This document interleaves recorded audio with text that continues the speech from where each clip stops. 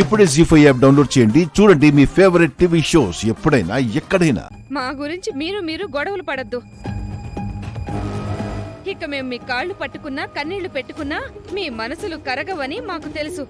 అందుకే మేమే ఒక నిర్ణయం తీసుకున్నాం. అవునత్తయ్య గారు, ఇల్లరిక పల్లుడనే చులకన భావం మీలో ఉంది. అందుకే అప్పుడప్పుడు దాన్ని మీరు గుర్తు చేస్తున్నారు. మాకేదైనా ఆపదొస్తే సహాయం చేయడం లేదు. అందుకే మా నిర్ణయం మేము తీసుకున్నాం. ఏ నిర్ణయం తీసుకున్నారు బావా?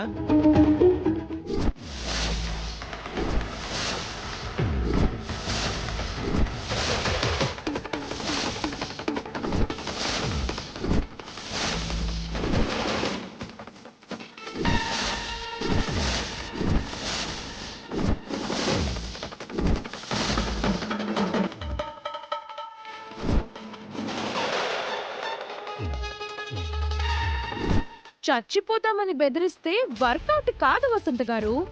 అది పెద్దవాళ్ళకి విజువల్ గా చూపించాలి. అప్పుడే వాళ్ళకి భయం కలుగుతుంది. వీళ్ళకి ఏదో ఒక రకంగా న్యాయం జరగాలి అని ఆలోచన కలుగుతుంది. అందుకే మీ ముగ్గురు అత్తయ్య వాళ్ళ ముందుకి వచ్చి ఆత్మహత్యలు చేసుకుంటాము అని డ్రామా ఆడండి. దెబ్బకు అధిష్టానం దిగి వస్తుంది. కొన్ని సమస్యలకి ఆత్మహత్యలే పరిష్కారం అవుతాయి. ఊరేసుకోవడం మంచిదో లేక విషం తాగడం మంచిదో మీరే చెప్పండి.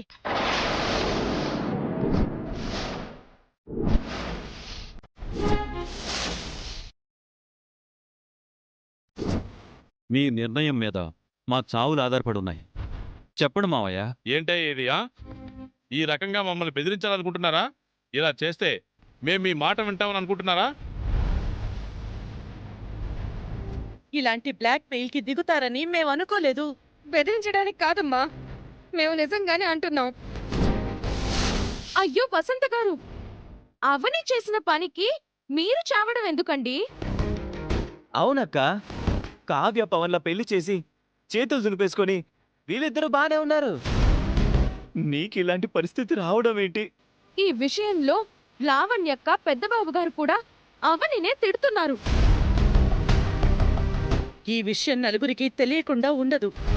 వాళ్ళు మన గురించి గుసగుసలాడుకోకుండా ఉండరు.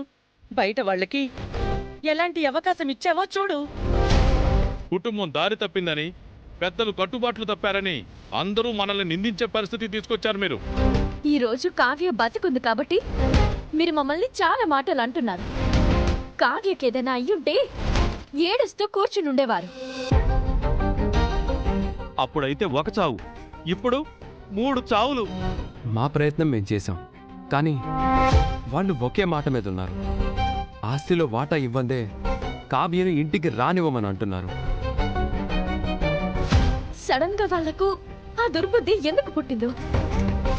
వాళ్ళకి అలాంటి ఆలోచన రావడానికి ఎవరైనా సహాయం చేసుంటే వాళ్ళ కాళ్ళు చేతిలో పడిపోతారు.